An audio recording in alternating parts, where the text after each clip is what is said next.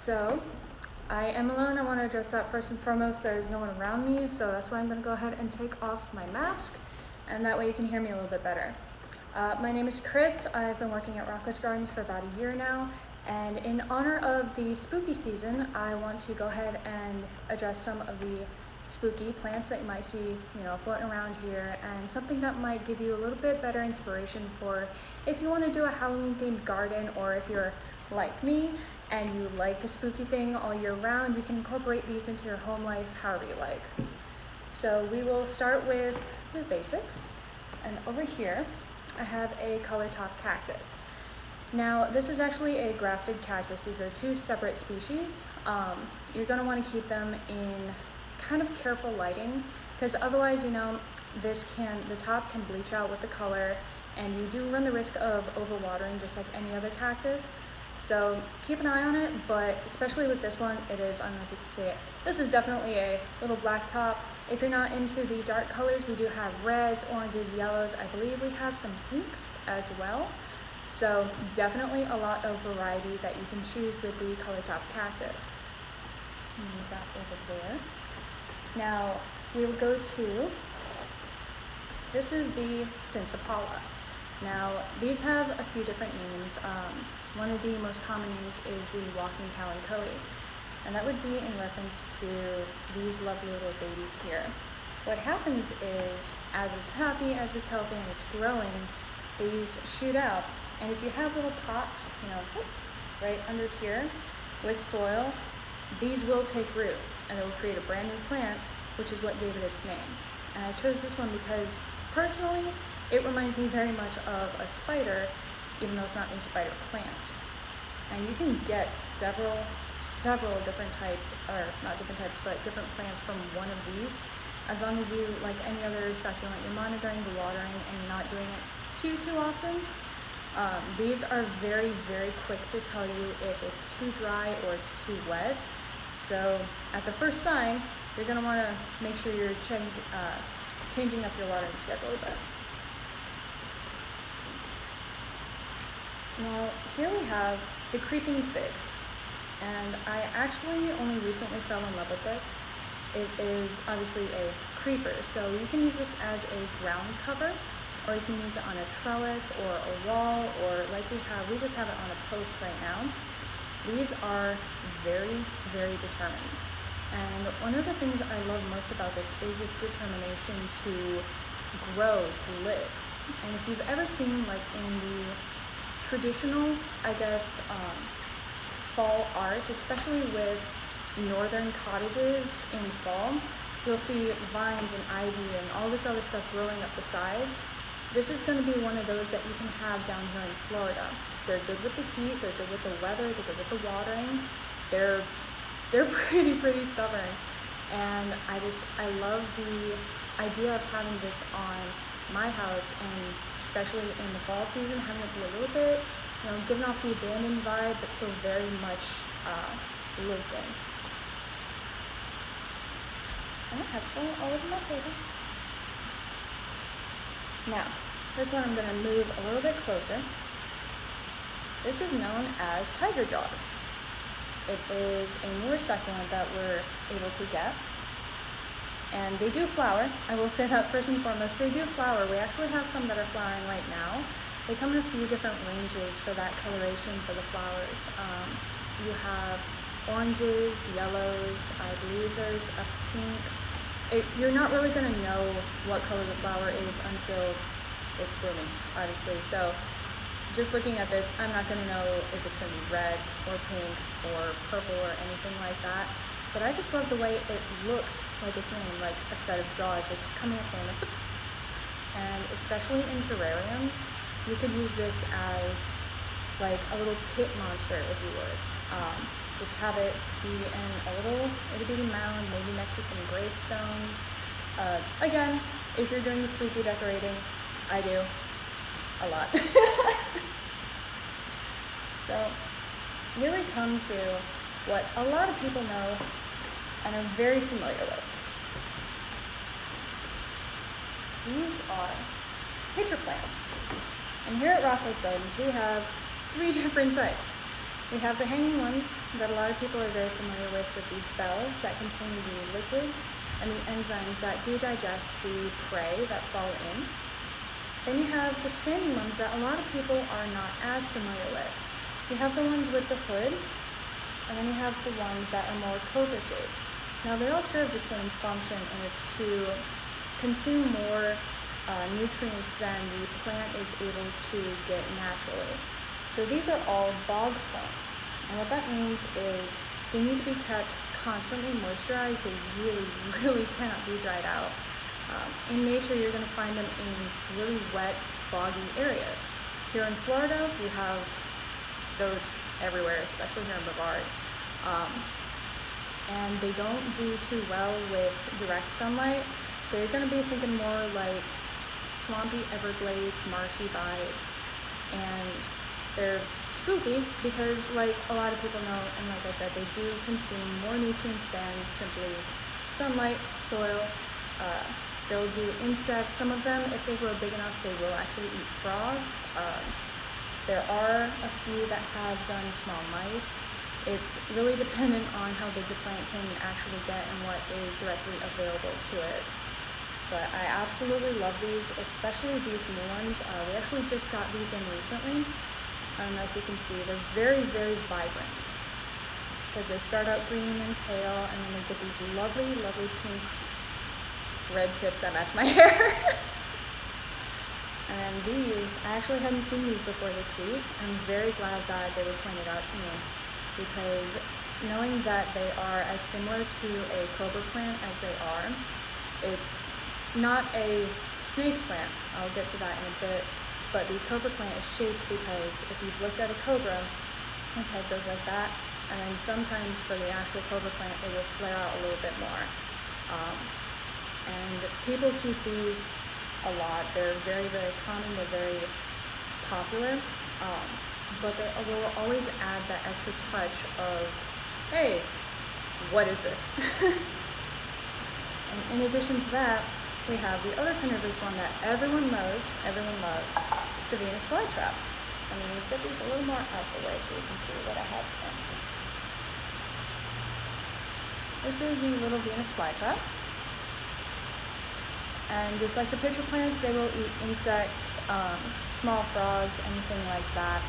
Now these are very young starters. So at most, a few flies here and there. Now, that being said, every now and then you will have to supplement those nutrients, because unless you live in a swamp and you have a fly-infested home, you're not really going to get as much protein for this plant as they might need. But that is okay. There are alternative options. As long as you're smart about it and as long as you're safe, you'll be okay with the plant and it will continue to thrive and be happy. Now, something else to know about all of these bog plants here, you're going to water from the bottom. So what would happen, like for instance, this Venus flytrap comes with this cup. We'd fill the cup up with rainwater or distilled water, and then you'd let it sit right in here and then let it absorb the water from beneath. And that way it gets only as much as it needs, but it still retains that constant moisture that it's going to have to have in order to be able to be happy. And if you're like me and you cannot decide between pitcher plants and Venus flytraps, we do have the Bog Garden. And this has just a little bit of everything. You have the Venus flytraps up front, and then you have some more unique pitcher plants here in the back. And I really love how these grow, honestly, especially in conjunction with each other. I don't recommend these if you do have a pest problem. A lot of people will come and ask, hey, will this get rid of all my mosquitoes? When it comes to the Venus flytraps and the pitcher plants, they'll get rid of some, but nothing can compare to the amount of insects that the sundew will actually eat. And if you have that much of a pest problem, you may want to look into getting a sundew. Now, that is another carnivorous plant that we do get from time to time. I don't have any for sale right now, so I don't have any yet I can show you, but they're absolutely unmistakable. They have this very long stem, and on the stem you have little tentacles, and sometimes they're in different colors, but the most common one that I've seen is going to be a pinkish red, and there's itty bitty little drops on the tips. of those little spines. And those drops are what attracts the flies and the bugs and everything that it eats. And over time, they will coil around the insect and then consume it. And that's how they get those extra nutrients that they're not able to naturally get from the sun, the soil, the water, everything like that. Now, I mentioned the snake plant. Here's a snake plant. This is one of many, okay? This is the Sansevieria honey. It's one of the assorted ones we have, and it's in more of a nest shape. So instead of going straight up like all the other snake plants you might see around, this has more of a clumped appearance. But make no mistake, they are definitely of the same family. Now these are one of the most easy to care for plants I have ever come across. They are nigh drought loving, per se. You're not really going to water these too often, and like I said, they're known as snake plants by nearly everyone. For some other people, I've been told they are mother-in-law's tongue, and especially if you have that sort of horror movie vibe going on, and you have this garden where you have snake plants, you have devil's backbone, things like that. Throwing in something called mother-in-law's tongue would be a really great way to keep the thematic meaning. Plus, it's going to be one of the ones that you can just leave and forget. I often see a lot of the mother-in-law's tongue. Those are usually the Sansevieria with the yellow margins. I'll see fake ones in stores, and I will have to stop and wonder, is that real? Or is it fake? Because the amount of care that it doesn't need is convincing enough that you can just leave it and forget it, and it'll probably be fine. It's always better to slightly underwater your plants than overwater them, and that's especially true with the Sansevieria. Now, this one's a little too big for me to have in front of me, but we have a Monstera. Now, this is a Monstera deliciosa. These are absolutely one of my all-time favorite plants. I have 3 at home. And its name comes from 2 aspects. When it's left on its own, the Monstera, half of its name comes from the size that it can get to. Depending on how wild you let it go outside, it can go 20 to 30 feet, if I recall correctly, and that's climbing. Now, it is specifically climbing because the Monstera is a vining plant. A lot of times you'll see aerial roots on them. Those are not for nutrients, those are to hold on to something as it continues to go up. And the deliciosa aspect comes from the fruit that it does produce. Indoors, it's not as common for it to produce fruit because it requires so much light and so much humidity and so much watering. Like, you do have to take the time to learn it. And indoors, it's just usually not going to be the right levels. Will it survive indoors? Absolutely. You're going to see these everywhere, in doctors' offices, in stores, just as decorations. And like I said, I have several at home, and I fully intend to get more because they're so easy for a lot of beginners to care for them, as long as you know how to check the soil moisture and know when to tell for signs of overwatering and underwatering. Now, sometimes you're lucky and you'll get a very dramatic plant. And what I mean by that is, say for this one, if she were slightly underwatered, there is always a chance that the leaves will just go near horizontal. And a lot of times they do actually do that. There are several plants that will do that and let you know, hey, I need water. And if you're able to use that sort of telltale sign of, hey, I need to water them, and that'll also help make sure you're not overwatering as well. Now, with the Monstera, that fruit that I was talking about, if you let it grow outside and it stays outside, it can take a long time, sometimes a minimum of a year after the plant is fully matured to produce a fruit and a flower. That being said, the fruit is absolutely delicious. Have I had one? No.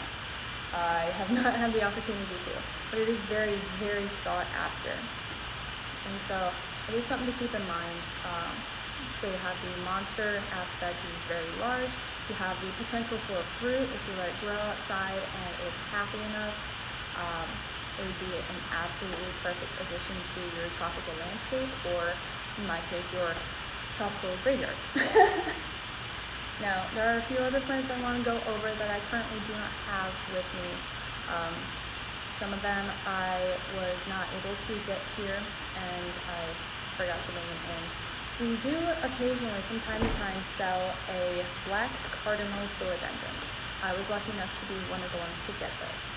The black Cardinal Philodendron is very known for its aptly named black leaves once they're fully mature. And it starts off relatively, inconspicuous. Some of the leaves will be a darker green, and then it will have new shoots of a dark red for its new leaves. And then over time, as they grow, as they mature, those leaves will darken and darken and darken until they are near black. There'll be a dark red that is so dark it almost looks purple, or a dark purple that almost looks black. A lot of people have been starting to incorporate them into their golf gardens because it's one of those plants that is naturally dark. You don't have to do anything special just to be able to get it to that point. It does all the work for you. And like I said, it is a philodendron, so the care for that is going to be relatively similar. Make sure that you get it enough light, because if it doesn't get enough natural sunlight, then you do run the risk of the leaves turning more green rather than that nice dark foliage that everyone loves it for. And for the moisture, you want to keep it a little more moist, but don't let it dry out, because like the Monstera, it's going to be a little more dramatic about it. Now, we do also, in Florida, have a lot of elephant ears. And the reason I'm bringing these up is because alocasias and colocacias sometimes are a little bit hard to tell the difference between. They are poisonous. The sap that they have is very, very, it's an irritant. And if you do consume it, you're probably going to want to be seen. Don't do that. But I was lucky enough to get a black ripple colocacia, and that is the black elephant ear. And it has dark purple near black leaves that are almost velvety smooth. And as they mature, they get little puckers in them that gives them that ripple name. And I did some research on them a few days ago, and it turns out that they are related to the taro plant, which is an actual edible. So that is something to keep in mind if you are like me and you love the spooky plants, but you're also a bit of a food addict. Taro is very highly sought after for a lot of different meals and a lot of different drinks. Now, we also have the Florida native Xenia, or the Florida Kunti. And we do have that here at Rockledge Gardens. The pieces that we have are going to be in 3-gallon pots, so that's a 10-inch diameter pot, and it's a little bit too big to have on this table. It is a Cycad, and it's one of the plants that's been around for a long time, a very, very long time. And at first glance, you're not really going to know that it's a spooky plant, because it looks like it's from the dinosaur age, because it is. But the spooky part is that the cones that it produces with the seeds in them, once those cones break, those pods, the seeds will come out, they'll spill everywhere, and they're this bright neon fluorescent orange. And this color is very eye-catching. I can definitely speak from experience. I have stopped and pulled over up in a different city just to stop and look at them because I was so confused as to how they are. They can look like Starburst candy. They have been compared to the size, shape, and color of an orange Starburst candy. Do not eat these. These are extremely poisonous. They're not safe to eat. They're a beautiful, beautiful native plant. Don't eat them. That's the scary thing. Then we do have the Oleander, which a lot of people are very familiar with. I see it in a lot of decorative landscaping, especially for malls and larger buildings. It's a beautiful, beautiful flower. The entire Oleander is very poisonous, and it is a little intimidating and daunting, especially when you walk up to one and you look at it and it's this lovely branched tree with these beautiful sweet flowers, and it smells great. It's very, very poisonous. It is definitely on the higher end of, if this is consumed, you are going to need medical attention. Do not eat plants that you are not familiar with. That's a good general rule for most things, especially if you have animals, cats and dogs, things like that, one of the most common questions that I'm asked is, hey, is this poisonous to cats? Is this poisonous to dogs? Should I keep this away? Good rule of thumb, always keep your plants away from your animals if you can. Even if it's non-poisonous or non-toxic, even if it has just a very low dose that at most is going to cause stomach upset, one, it's going to cause stomach upset. It's going to cause distress within those animals. And two, you never know what could set off an allergic reaction for your pet. So no matter how beautiful a plant is, no matter how adorable your animal might look next to it, keep your animals away, because nothing is scarier than your animal falling ill because it had part of your plant and you don't know why. And there was one more. The peace lily. Now, saying it out loud, peace lily, it sounds peaceful, it sounds sweet, it sounds harmonious. It is up there in toxin as well. It's one of the first ones I learned about that was highly toxic to cats. And it's got this beautiful white flower, if you would, that has just the one leaf, and it kind of resembles a little white singular flame with a little stem in the center.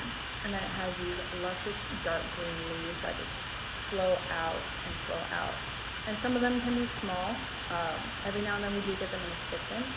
And most times we are going to get them in a 10-inch pot, which is going to be on the larger side. And you can incorporate that as well into any sort of spooky theme, because you have the peace lily, you can do rest in peace. You can also bring it in as a sort of offset for a dark tone, because it does have those sweet white flowers. It can kind of bring everything together, because if you're doing a spooky setup, say with the bog plants or snake plants, and you have those alternating levels of moisture necessities, you can have the peace lily as a nice mid-ground for that.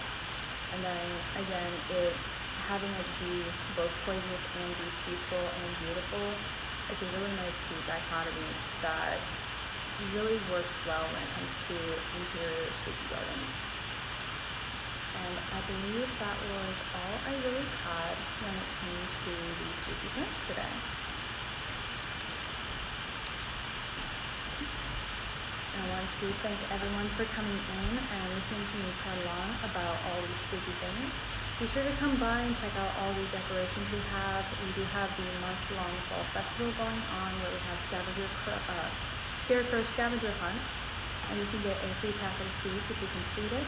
This weekend we are also doing, specifically today, a photo booth outside from 11 to 2. And then we do still have some North Carolina apples. We have a pumpkin patch, and you can always come in and check out the greenhouse. We have so many new things for you to come and enjoy and celebrate the spooky season.